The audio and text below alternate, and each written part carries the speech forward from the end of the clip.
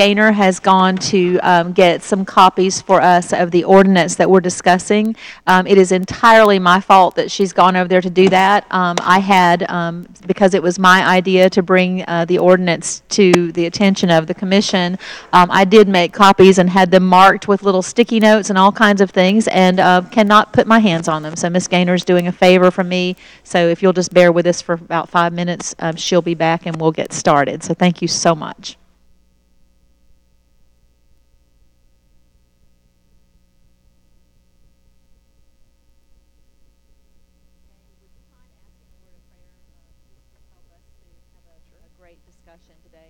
Absolutely.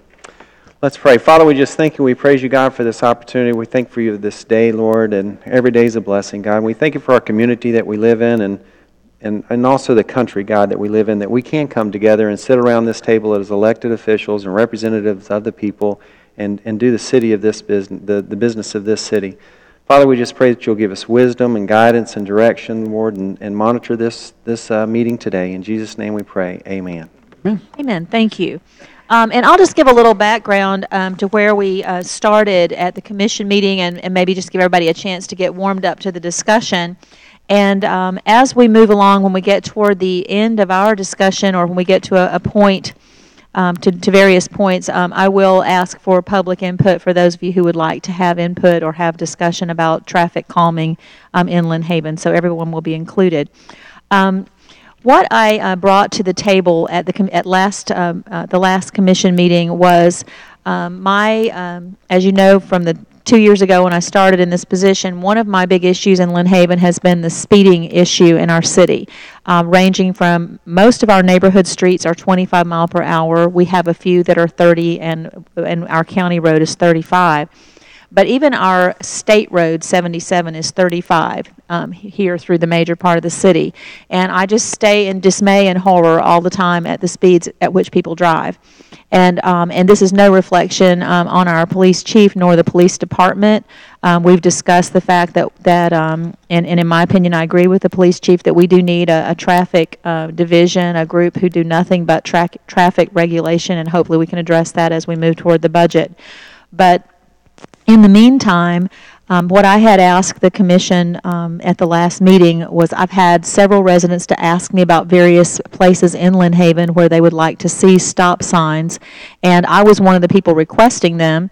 And 2 years ago, before I decided to run for mayor, I was requesting stop signs on Tennessee Avenue where I live because people were bypassing Highway 77 where the traffic signals are, turning right on 5th Street, then turning left on Tennessee and zooming down our street until they hit 390. So 2 traffic studies were done over the course of 6 years. And finally, I got a stop sign at the end of 6 years as I was moving toward running for mayor. I said all that to say this: there are people all over Lynn Haven since I've become mayor who've asked me over and over, why can't I have a stop sign? And Chris Forehand and his group drew up sort of a map placing some of these stop signs where residents had asked. And I'll bring up the locations as the meeting progresses. But right now, what I was saying is that I thought, in my opinion, the Lynn Haven ordinance for the progression or the procedure for placing a stop sign or considering speed bumps or any of those traffic calming items is quite long and involved. It requires petitions being signed by all the people on the street. It involves traffic studies done by the city, and it's in my opinion, it was just archaic. So I had asked that we just discard it and use the Florida statute, which if you want to look it up, it's Florida statute 316.006, number 2, letter A, and it's only 2 sentences long, and it reads this: Chartered municipalities shall have original jurisdiction over all streets and highways located within their boundaries except state roads, and may place and maintain such traffic control devices which conform to the manual and specifications of the Department of Transportation upon all streets and highways under their original jurisdiction as they shall deem necessary to indicate and to carry out the provisions of this chapter or to regulate, warn, or guide traffic.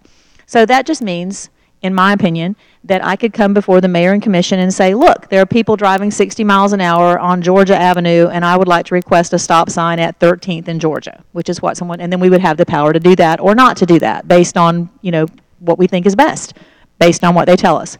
So that was my proposal, and that opened the discussion. And I know that Commissioner Friend had requested some time to do some research about what other municipalities were doing, and I know Commissioner, if I put words in your mouth, let me know. Commissioner Russell had said something to the effect of that he didn't think that we should just, drop stop signs anywhere people requested them, that we should give it some more thought as that kind of, and it was kind of a consensus that we needed to talk about this some more by everyone. So with that said, and while we're waiting for the ordinance, I know Ms. Gaynor is working very hard to get that to us. So would anybody like to pick up the discussion, and I'll be quiet and listen for a while. I'll be glad to start, Mayor, if you don't mind. Just going back to the statute, I wanted to get, and I didn't have a chance to call Rob. I was just going to get your opinion on that particular section, because a lot of the research, and if we're talking about just the stop signs as traffic control devices, a lot of this research and everything that I did, it sounds like it speaks to not putting stop signs to slow traffic. So, and I hate to put you on the spot. I apologize. I didn't get to call you right away. But I've read that, obviously, and you pointed it out last time, and that's one of the reasons why I made the motion when I did just for the one, and I do apologize for any unintended consequences. No problem. but like even this one FDOT publication that they put out, it says, it speaks to that exactly, and not to that statute, it just says that on occasion elected officials with their true political zero please everyone influence will put in a stop sign. Could you read that again? I'm sorry, I didn't catch the whole thing. And I probably should have made copies perhaps, but it just says, so this is like from FDOT and Department of Transportation, and it's just frequent questions, and I think like one of the questions, and from another state I saw this specific question, why can't I have a stop sign? That's not what this one says, but it is in the frequent questions, and it just says, what is the harm in installing an unwarranted traffic control device?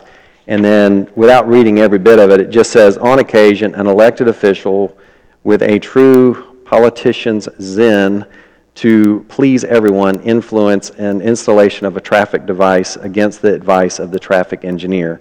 Then it goes on to say that many elected officials do not realize that there is a national guideline for the installation of a traffic control device, which is the Manual of Uniform Traffic Control Devices, so which is at the federal level. So,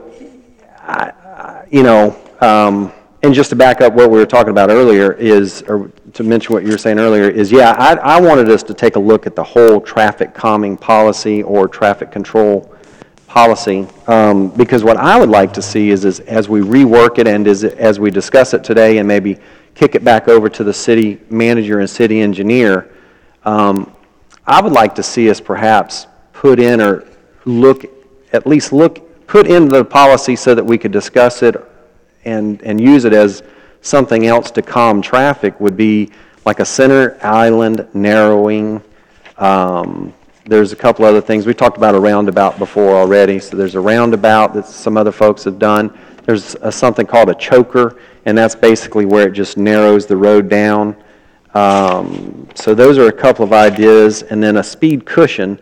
I've talked to the chief before, fire chief before, on speed bumps or whatever. And this is called a speed cushion. And the way these are installed is the wheelbase is actually wider so that your emergency vehicles can still go through without having to slow down. But of course, a car with a smaller wheelbase would have to slow down to go over the speed cushion. So then there's the speed hump. And then that's just a few of the ones that, and whatever else we can come up with to put in a policy, and then the traffic circle, so that we can put something in a policy so that it doesn't, so that we look at it as a whole. We're not just isolating, stop signs or whatever. But that was just kind of my thoughts. And then I just add in with this is, on my trip to the MPOAC meeting, I had the opportunity to talk to a local consultant, consults for the TPO. I think he's did a presentation before for FDOT. And I mentioned some of these things to him, and he and I just went over some of that, but he did mention that, yeah, there is studies that say that a stop sign can have the negative effect. And the reason I think it's so important to have a policy is we have to represent everyone, and I think if we put a stop sign here, well, does that mean they're going to go to that stop sign, and then they're going to take a right, and they're going to go down that road, and now what about all the people on that road, And then some of the studies also say that, it becomes a speeding issue. They'll speed to the one, they'll speed to the other. So a lot of other things, and just sharing my thoughts on all that. Other methods, I mentioned already, other methods to slow traffic.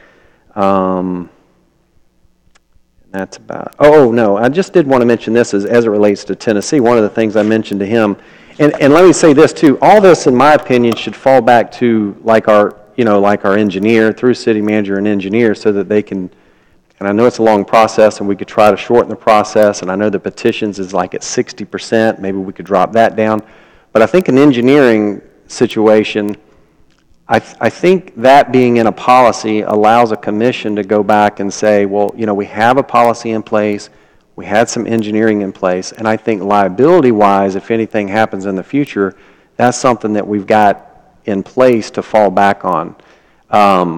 So for Tennessee, just an idea, and I'm not an engineer, but I would talk to the engineer about this particular idea, is what if on 390, because as it becomes 6-lane or whatever, what if we just made it so that there's no through traffic? What if we put up a sign that said no through traffic? Of course, you have an enforcement issue at that point. You'd have to enforce that. But I think that would, because it's a collector road, but I think you've mentioned it's also... We disagree on that point, but... Do we? Yes. Really? Go ahead. You wouldn't want a sign that says no through... No, we disagree on it being a collector road. We've disagreed before on that. Really? Yes. Oh, okay. But go ahead. But you think it's more of a cut-through road? But we can agree that it's a cut-through road. But I would like to move away from Tennessee Avenue simply because that's where my house is. I understand, but I understand, yes, ma'am. But I will say that during my golf cart discussion, I talked to a lot of folks on there, and they all have the same thoughts that you do. I'll just say the majority of the ones that I spoke with. So that was just that one, because I know that, and I've talked to other residents that have told me that they do that. They use that road to get around 77. So that's just a thought there. But I guess my only point to that is I think we need some engineering as well. I think that needs to be in the policy somewhere so that we're not just arbitrarily making these decisions. Are you talking a traffic engineer or who are we talking about? An engineer to decide about? Maybe our current engineer. Like our Panhandle Engineering or whatever. Yeah. Mm-hmm. For traffic calming. For traffic calming. Yeah.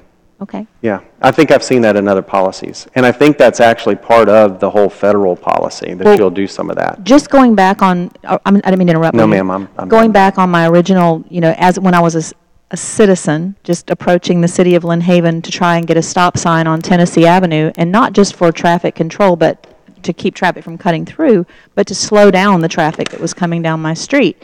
It was a long and arduous process.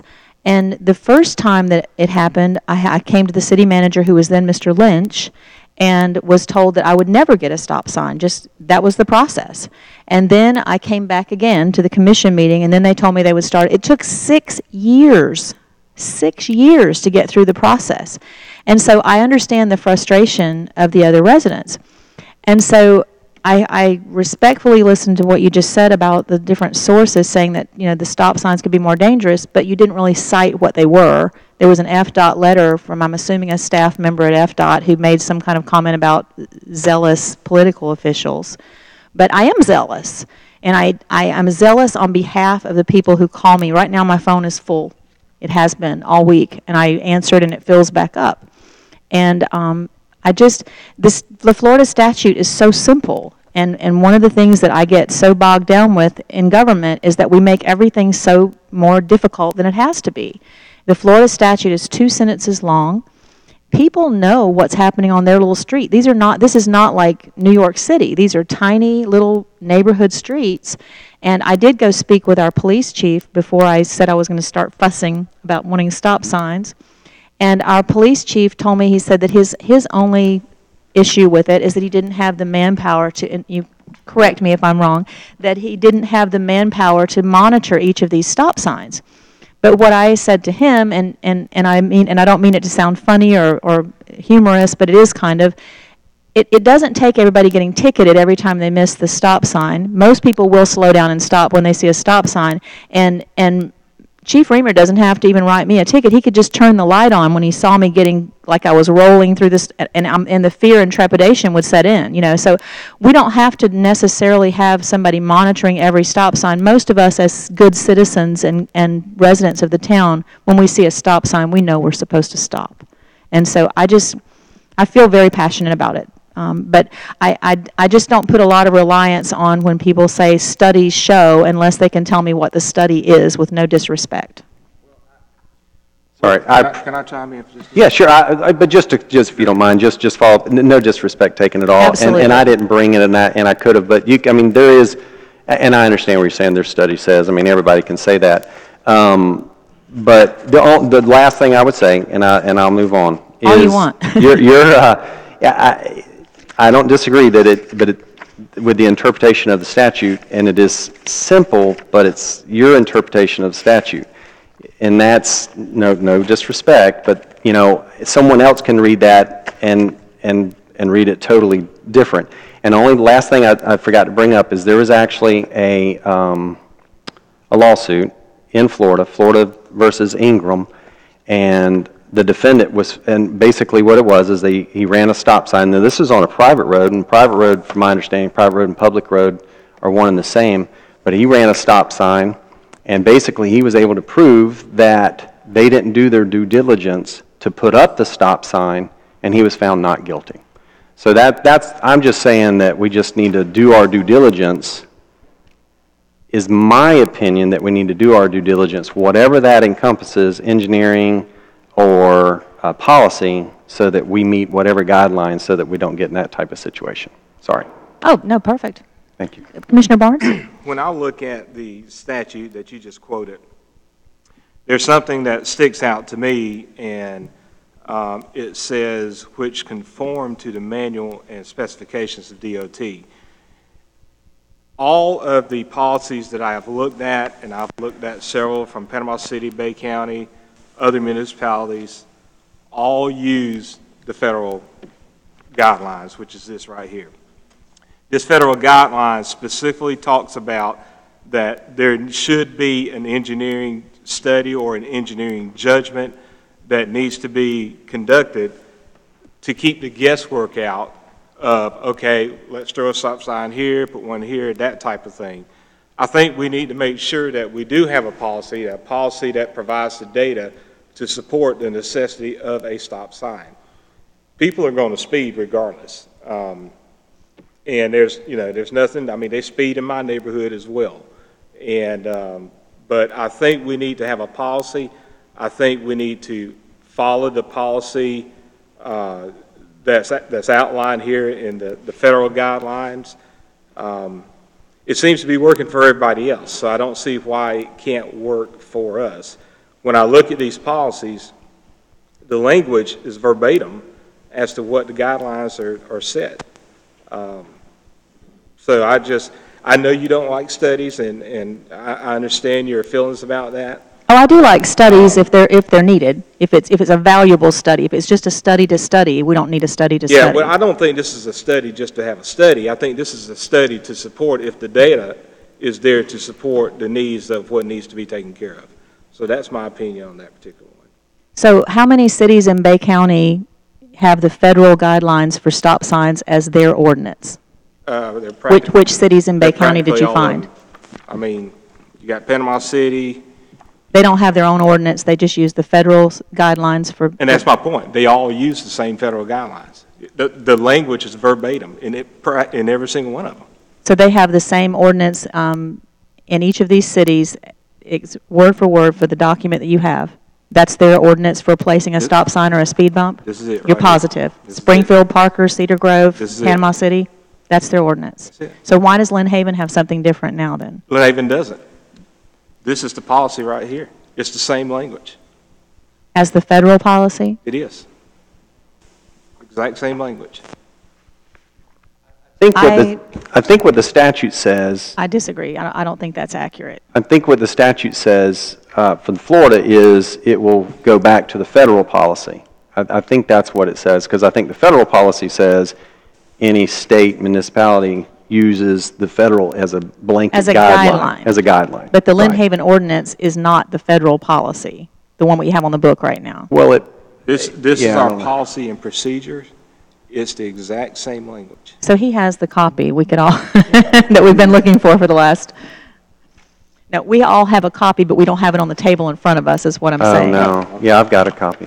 More than welcome to look at it. My concern is arbitrarily putting stop signs. You know, I agree with you. I've had phone calls. I could list. I've got Ms. Tennell, Roy Lister, Chris Davis. I've had several people call me in the last couple of days wanting speed bumps and stop signs, and some of them are friends like Roy Lister.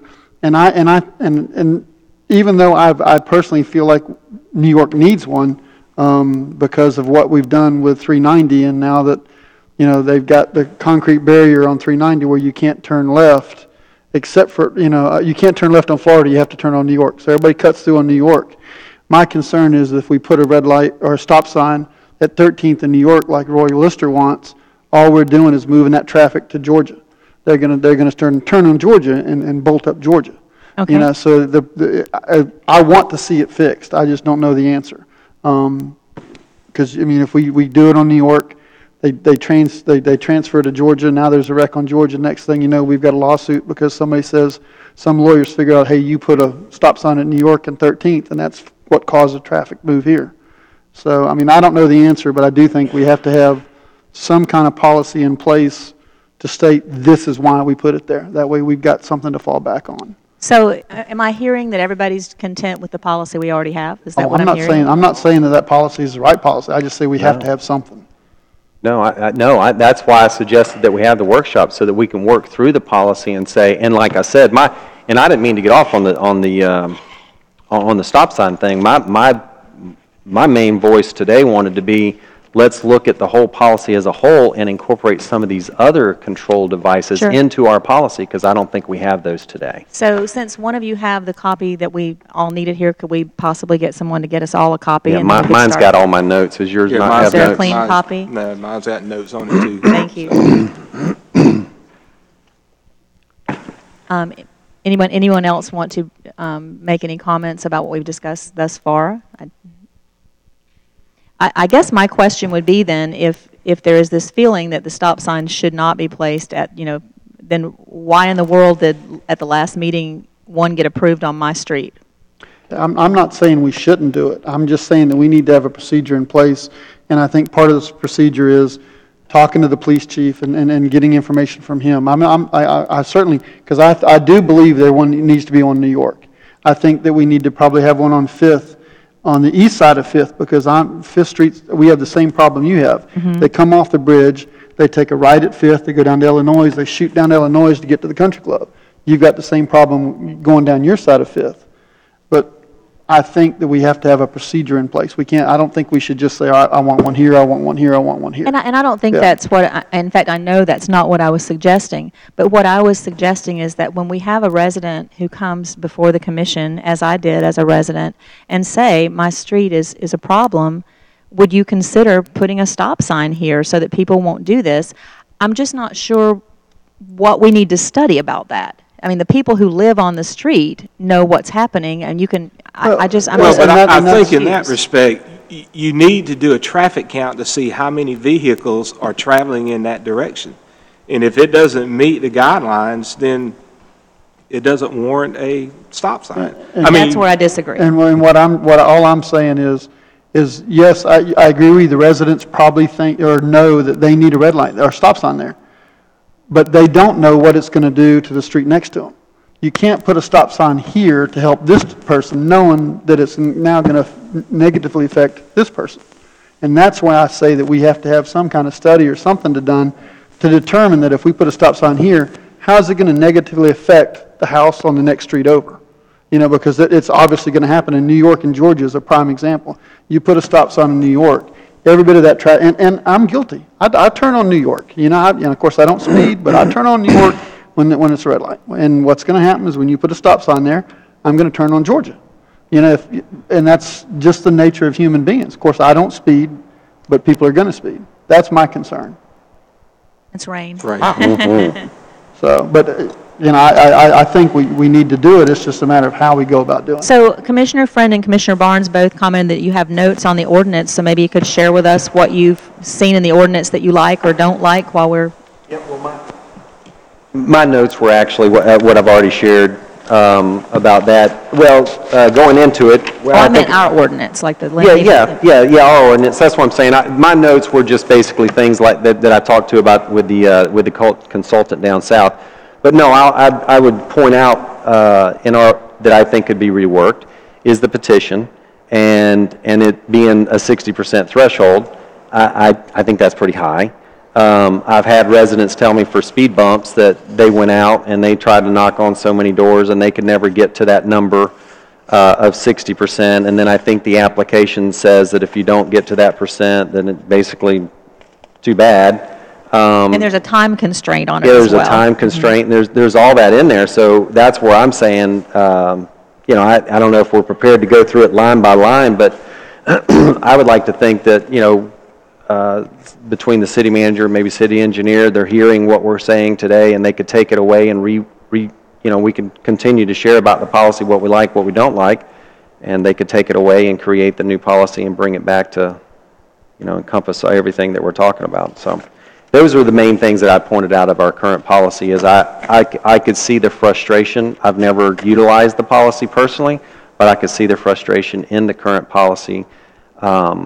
And then again, my main focus was I wanted to entertain adding additional control devices in the policy to cover everything. I'm sorry, I didn't get the last. I'm just saying my main focus on it was that I wanted to bring additional ideas to incorporate into the policy for additional control devices, not just stop signs, but some of the other things that I mentioned. The speed bumps? Well, yeah. Or the soft speed bumps you were saying? Yeah, like a choker, for instance.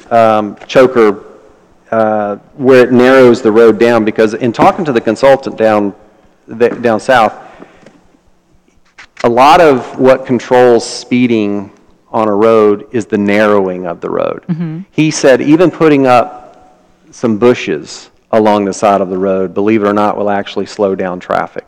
I don't know for a fact, but I just assume on Mosley, you have the turn right there on the other side of the school. I'm thinking that's probably to slow down traffic before you get to the residential area. So those type of things is what I'd like to see us maybe put into a policy for consideration, so that the residents have more options to come to us once they get a policy in their hand. They'll say, well, I want a speed bump, or I want this, or I want that. We could say, well, okay, a roundabout's very expensive, so maybe a roundabout's not going to work, but maybe the speed cushion would work. You know, again, just options, and we're not the first one that's ever done this. You know, there's a lot of different policies out there that incorporate a lot of different types of control devices.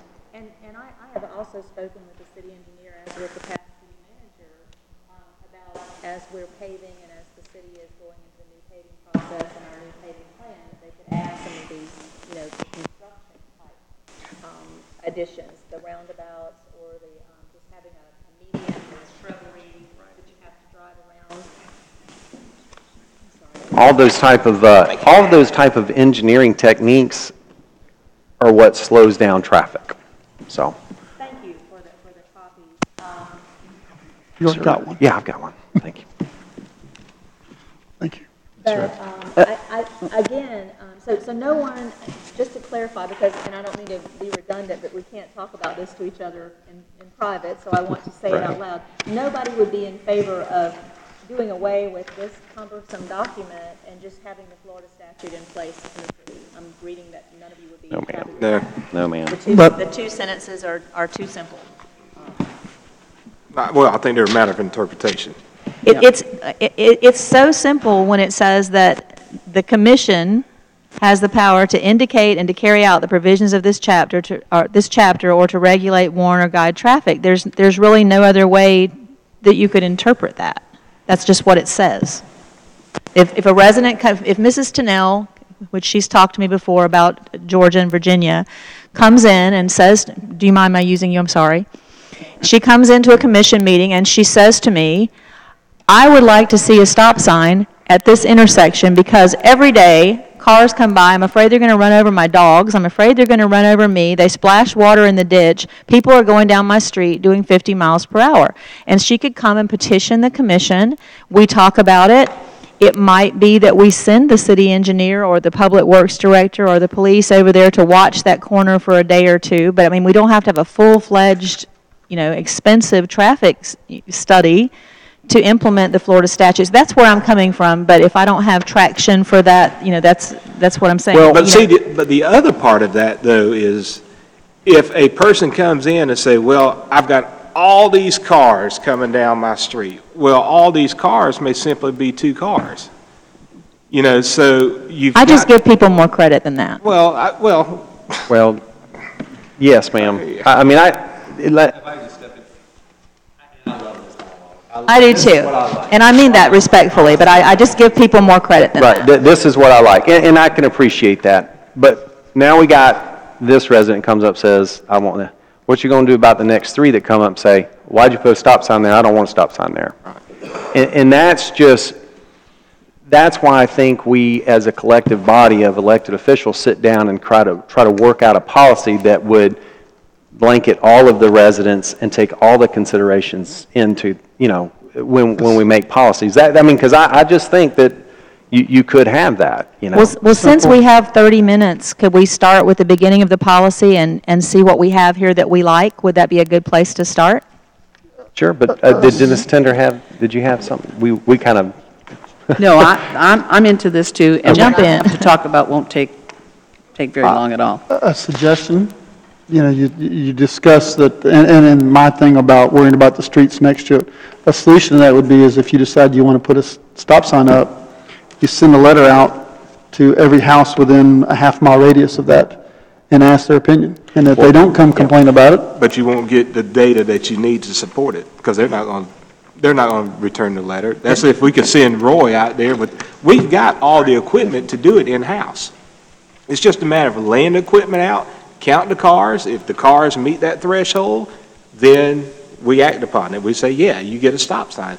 If it doesn't meet it, then they don't get the stop sign. No, my concern is not, and this refers to traffic count, where I would be more inclined to want to know the speeds of the vehicle. And this is also about speed bumps, not traffic, not stop signs. Yeah, Bobby, exactly. doesn't that equipment that we have, doesn't also record the speeds as well? It does? Okay. No, but I would say that the speed is, in some of the other policies that I've looked at, speed is one of the criteria, yes.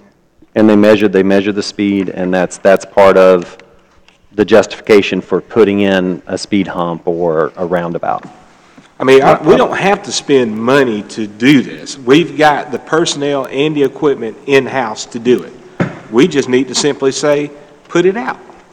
But I think going back to sending out flyers or whatever, I think that was the purpose of the petition, so that the individual resident would go out and knock on doors and say, hey, I'd like to have a speed bump here, what about you?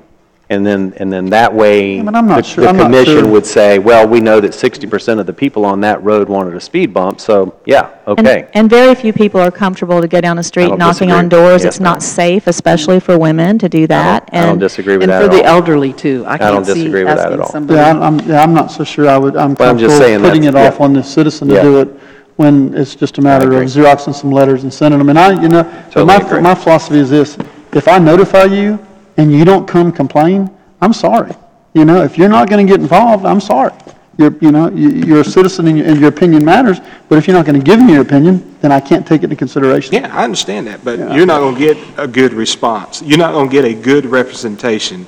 But we've made the effort. Well, yeah, but the effort needs to be on the neighborhood. I mean, And it bothers me that our policy says that we have to have 5 crashes before we can determine that a stop, we have to have 5 people in a crash in an intersection before we, and how many traffic lights are installed after you see the little signs where someone's lost their life? Yeah, and I don't disagree with you at all. And that's a federal policy. I don't disagree with you. I've had those discussions with FDOT after TPO meetings, yes. just- Because the one on 390, I mean, at Sports Complex, but anyway. But anyway, my last comment, and I won't say any more, I understand, I see where it's going, that we're going to have I'm assuming that we would like to have staff look at this and make some recommendations, but my real issue with this is that Florida statute gives us the power in our small little city to control our own destiny, to decide what intersections we think are dangerous, that people can come to us and expect us to act on their behalf, but instead we keep a cumbersome document which is mostly about speed bumps, and I don't like speed bumps because they do interfere with emergency vehicles. A stop sign does not. Just like the emergency vehicles run the red lights, they can run a stop sign. That's how they do it. But I just think this is a cumbersome policy that is preventing us making our city safer, and we could do it so quickly, but as usual, government gets in the way, and that's just my opinion. And I'm done with my speech and my soapbox, and it looks like we're going to have staff looking at this cumbersome policy. Whatever road we're talking about tonight, perhaps the commission need to say to the Public Works Director, go ahead and put the equipment out there, get the data, bring it back, let's see what we're looking at, and then we could take the necessary steps based upon what we have here already in place. Do we have that many machines to Bobby, put how out many at every machines you one have? that people are requesting stop You signs? got one machine? Move it around. You just have to move it around. I mean, that's just, How long is a good time to get a study? we've done them, 30 days before one time? Oh, my. They just did it one 3 day. days. They 3 just did days, it one day sorry. on my street. 3 Yeah. days. Okay. The only other thing that I would add in updating our policy is some of the policies had a flow chart, and I know we've talked about flow charts. We like flow charts, so that's just one other thing that I'd like to add. I think a flow chart makes it easier for everybody to understand on which way to go. Okay, so unless anyone else at the table has a comment to make about the traffic calming, then if I could put it in these words, that we would have our city manager, our city engineer, and our public works director, and the police chief and the fire chief, because he was involved in my traffic study, the fire chief was. They would get together and look at this policy and see what they could do to make it more simple or to make it more effective, and then bring it back to the commission for more discussion. Is that agreeable with everyone? It's perfect. Or we can, I do like the suggestion. I mean, if you've got specific roads, and I do, we could go ahead and direct them to start doing the traffic counts now. That way, at least Okay. we can get the ball rolling on some of Okay. the, on some of the stop signs. one would be 5th Street and Virginia, that intersection. Another is 13th and Georgia. That's where people are cutting off Highway 390. Another is Iowa and 17th, which is near the Kane Griffin Park, where children are crossing there.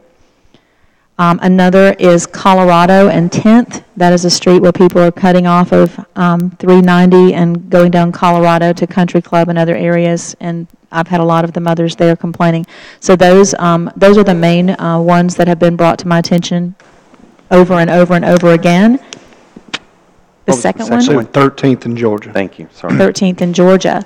And I would just, I still feel strongly, backing up to this one other item at the last commission meeting when I was trying to bring this forward, that one member of the commission made a motion to approve 12th Street in Tennessee on my street, and there was no traffic study done. I mean, it's hypocritical that we would go ahead and do that and not do these others. Not you're hypocritical, it was hypocritical we did it as a board.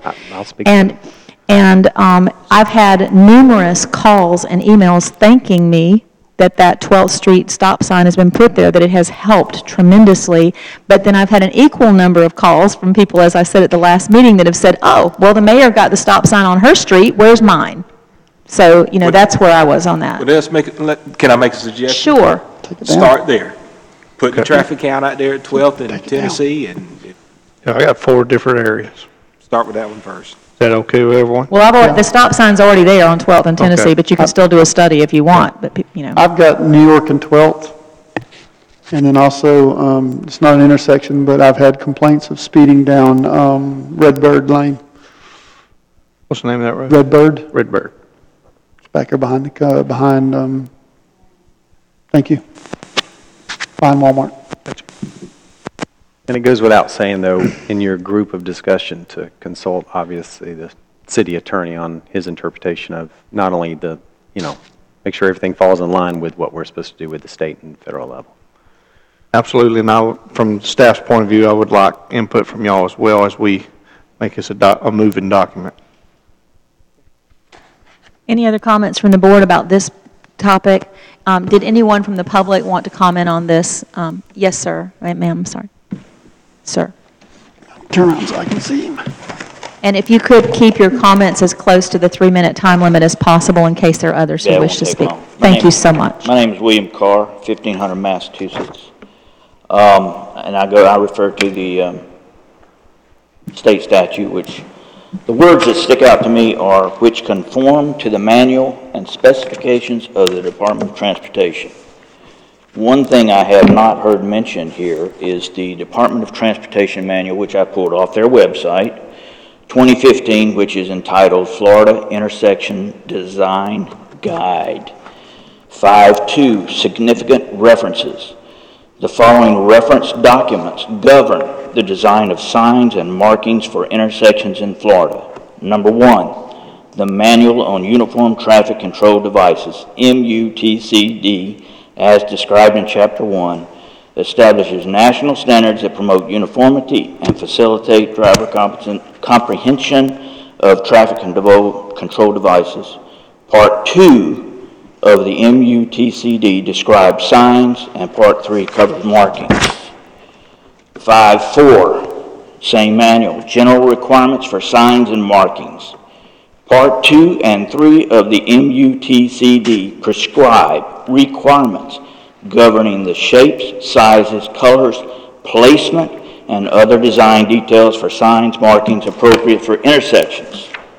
If you go to the manual, the MUTCD that they're talking about, under 2B.07, multi-way stop applications, the decision to install multi-way stop control should be based on an engineering study.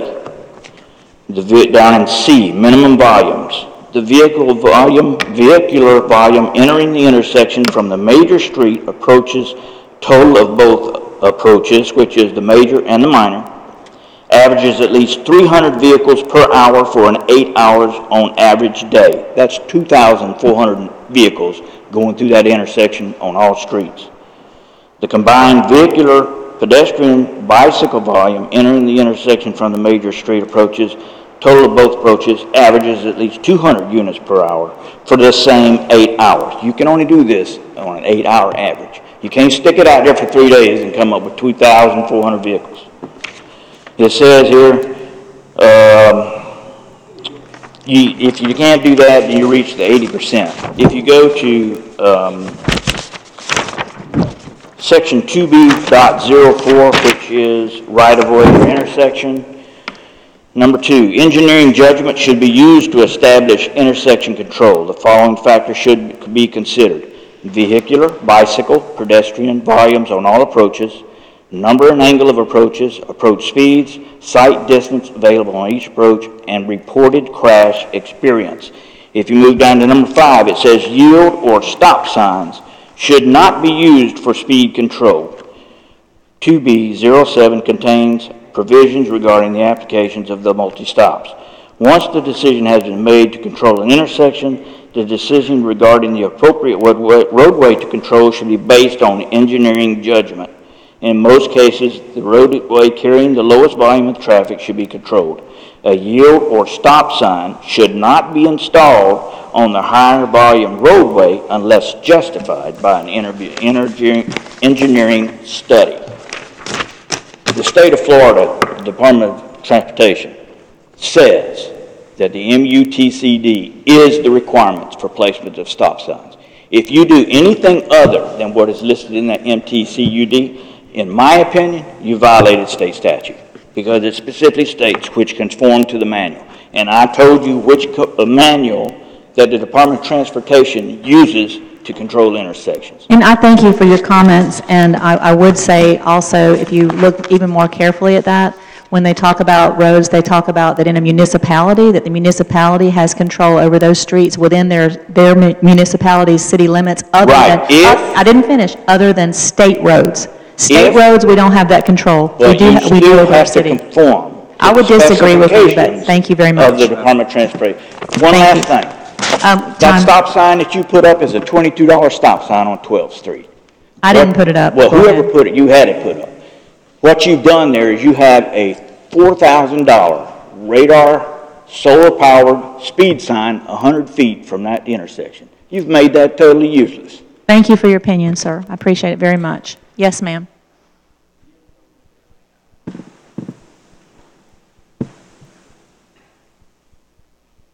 I'm Libby Tennell. I live at 505 Virginia Avenue.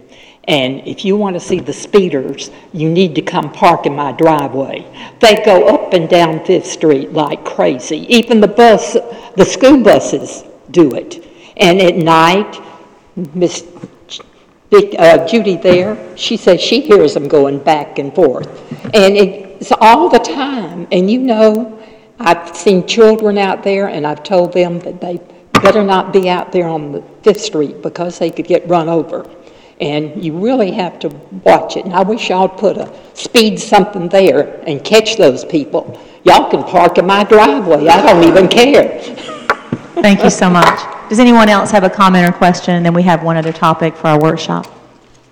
Okay, thank you so much. It's been a very spirited discussion, and I'm sure we'll move forward and make some good decisions. Thank you, everyone. Ms. Tender, I believe you had the next item for the workshop, and if you want to go ahead with that. Yes. Excuse me, Commissioner Tender, not Ms. Tender. Sorry. I did bring up a point where I wanted to have a resolution passed regarding donations, private donations to the city. And I've since kind of diluted that resolution thought. But there are a few things about...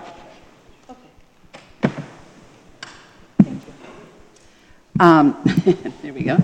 But there are a few things about private donations, monetary donations to the city that I feel are very important. Our city manager had our director of finance run a record, and since 2000, the last 16 years, the report shows that we've had over almost $400,000 donated to the city. But it's not accurate at all, because I've been told that only up until recently, all the donations have been documented.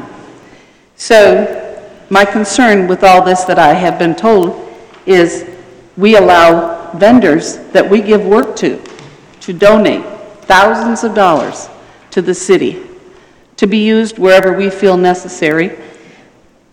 My thought on this is I would like to have something set where we accept, I don't have a problem accepting donations from companies or even vendors with a couple stipulations.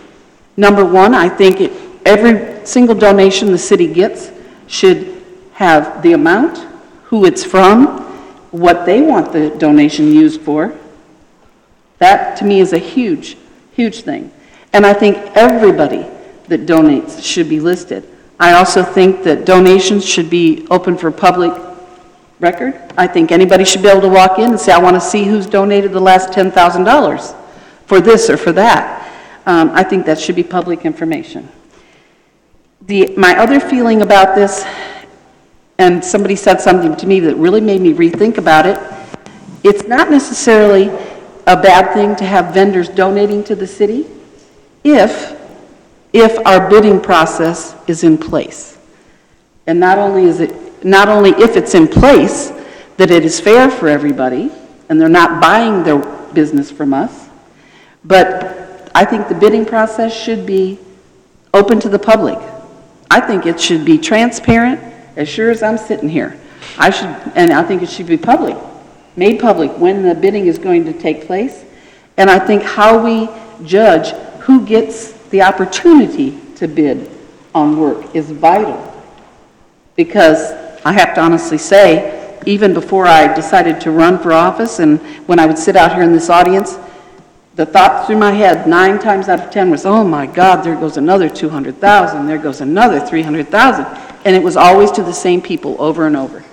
So for me, you know, I'm not even going to request a resolution because I think everybody has the right to give. I saw many entries, people donating dog food, things of that nature. I think that's wonderful, and I think the community to get involved is great. But there are also many, many, many entries that say Mr. Walk-In. Well, I don't know Mr. Walk-In, but he's given this city a lot of money. And I think it's vital that we start to maintain that it should be transparent. The person's name should be there. Nothing should be written on a slip of paper. I think it should all be something that anybody could walk in and say, I'd like to see the list of donations that took place this month. And as far as the bidding process goes, I'd love to entertain that too, but that's just my thought. I don't know if anybody feels the same way, but I think it's very, very important to the individuals that would like to know. Thank you. I think those are valid concerns. Does anyone from the commission want to comment on Ms. Tender's, Commissioner Tender's concerns? I guess I don't, the only comment I'd make is, what would you do with an anonymous? You know, there shouldn't be any anonymous donations. So you would turn down the anonymous donation that they just had at the city for the track that's going to go at the field out there, which is multi-millions of dollars. I don't think there should be any anonymous donations. Really? I don't. If they want to put, if a family or somebody wants to make a donation, it should have a name attached to it. Why? Because there's ulterior motives usually when people want to do anonymous. Why? In government. How do we know that, though? Yeah. I mean, that's a speculation. If there's no smoke, you don't look for the fire. Hold on a second. That's a speculation and an assumption. And I'd like to agree with the mayor that I don't think everyone has evil intentions or, I think, so let me back up, I mean, because we can get into a philosophical discussion if we want, but let me just make sure what we're discussing. Are we not going to look at a giving policy? Are you taking that off the table? We're not asking for a policy for giving now? Well, no, I would entertain a policy for accepting donations, sure, but I just figured it wouldn't be seconded, so why bother? Well, I found it interesting that what you said about that we had $400,000 donated to the city over a period of how many years? 16 or 17 years without a name attached. Did it say anonymous, or we just don't know? No, nothing says anonymous. So this was just... They used to take notes, and if somebody walked in, a lot of the money comes from leisure services, and even leisure services has walk-ins, and they would just write Mr. Walk-in. Okay. Well, I'm not saying it's a man, I'm not saying anything like that. Right. I'm just saying that the system has not been, it's just not been kept. There's not been a record kept. Yeah, there's not a record. And the other question that I had that I wanted to refer to the city attorney based on something that you just said as well, concerning the bidding process. Now, and it's a fairly simplistic process, I think, a sealed bid from qualified bidders. So my question to the attorney is, once sealed bids are submitted, the vendors or contractors or whoever have been qualified, and there's a day when these bids are opened, I think is what Commissioner Tender is referring to. Is there anything that would preclude that from being announced and open to the public?